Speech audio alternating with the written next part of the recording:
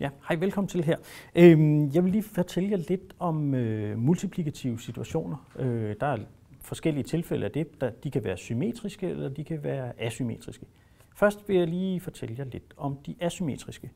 Og det vi kommer til at kigge på, det er regnestykket 3 gange 5, lige med 15. Det plejer det at være. Det er det også den her gang. Og når vi kigger på sådan et regnestykke, så har vi en konvention om, at det første tal, det kalder vi for multiplikatoren, og det andet tal kalder vi for multiplikanten. Og det skal forstås på den måde, at tretallet her, det tæller, hvor mange femtaller, eller hvor mange femmer der er. Så multiplikatoren og multiplikanten. Ja. Og hvis vi kigger på de her forskellige situationer, som vi nu kan komme ud i, multiplikative situationer, så kunne det for eksempel være, at vi kigger på nogle situationer, hvor det gælder om at få lavet nogle lige store mængder. Lad os kigge på den første situation her, hvor vi løser det ved hjælp af ligedeling. Vi har en situation, hvor der er 15 kager.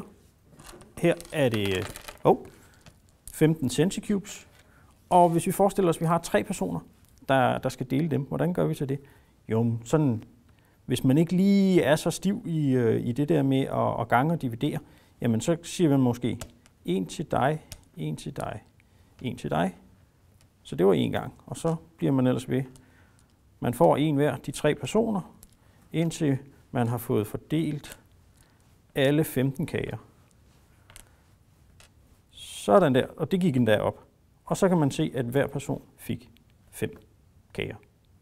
Så det var altså en situation, hvor vi har lige store mængder og ligedeling.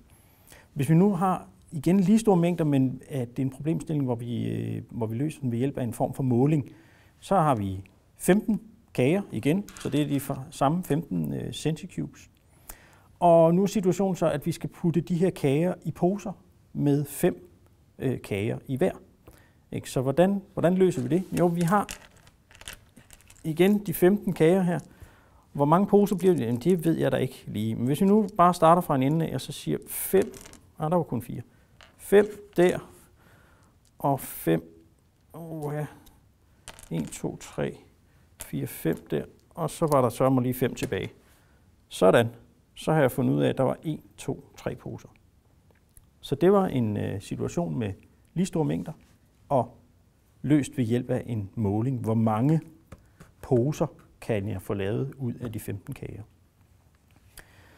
Der kan også være tale om situationer, hvor vi sammenligner ting. Det skal vi også lige kigge på, og igen med division. Og der er igen de 2 forskellige situationer, som man kan løse ved hjælp af ligedeling eller ved hjælp af måling. Og det afhænger af, om det er multiplikatoren eller om det er multiplikanten, vi mangler i situationen her.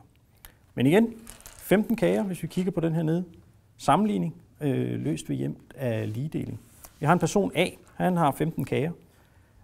Og vi får så at vide, at A han har 3 gange så mange, som personen B har.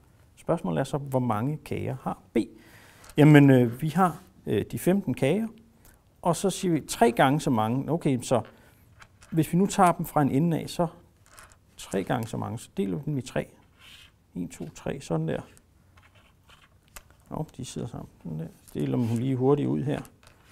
Så 1, 2, 3, 1, 2, 3, 1, 2, 3. Og så ser vi, her har vi altså de 15 kager, som A har, og A har 3 gange så mange som B. Og fordi vi nu har fået delt dem her i 3, så vil sige, at B har så åbenbart 5 kager. Så sammenligning løst ved hjælp af ligedeling. Og den sidste, jeg har på papiret her, det er en sammenligning løst ved hjælp af måling. A har igen de 15 kager, og vi får at vide, at B har 5 kager.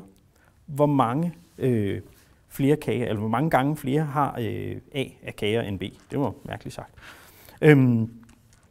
Så vi ser altså, hvor mange gange kan vi tage de her 5 kager, som B har, ud af A's 15 kager. Så det var 1 gang, og det var 2 gange, og det var 3 gange, og det gik der op igen. Ikke? Så A har altså åbenbart 3 gange så mange kager som B. Og her kan I måske se sådan, at når vi løser problemerne ved hjælp af ligedeling, så er det altså fordi, det er multiplikanten, vi er ude efter. Altså i vores tilfælde her, så er det 3-tallet. 5-tallet, vi er ude efter. Og i situationerne, hvor vi løser det ved hjælp af en målingsanalogi, der er det altså multiplikatoren, vi er ude efter, altså 3-tallet. Så sådan foregår asymmetriske multiplikative situationer, når vi taler om division. Og bare lige for at nævne det, så skifter jeg lige papir her. Så kan vi også kigge på multiplikation, og så har vi 2 yderligere situationer.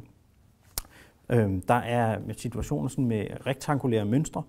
Der kan man for eksempel tænke på en plade chokolade, som har 3 tern på den ene side og 5 tern på den anden. Og der har vi altså over i, at det er en symmetrisk situation. Der er sådan lidt, altså om den der plade chokolade, om den ligger på den ene eller på den anden led. Altså det kommer ud på 1. Der er 3 den ene vej og 5 den anden vej. Og 3 og 5-tallet, de tæller ligesom den samme slags. En anden situation, vi kan komme ud i med multiplikation også, det er, hvor vi taler om mængdeprodukter. Her der er kommet på et eksempel omkring brød med pålæg. Hvis vi nu har 3 forskellige slags brød og 5 forskellige slags pålæg, hvor mange slags madder kan vi så lave? Jamen altså, om vi tager pålægget først eller brødet først, det giver det samme. Og nogle gange bliver man så måske nødt til at vende sin mad om, hvis man er kommet til at bygge den forkert. Men det giver den samme mad. Og hvis vi laver det sådan lidt grafisk her, så kan vi finde ud af, hvor mange det faktisk er ved hjælp af sådan et tælletræ her. Så der har vi altså 2 yderligere multiplikative situationer, men i det her tilfælde er de altså symmetriske, fordi der er ikke forskel sådan i opfattelsen på multiplikatoren og multiplikanten. Så asymmetriske og symmetriske multiplikative situationer.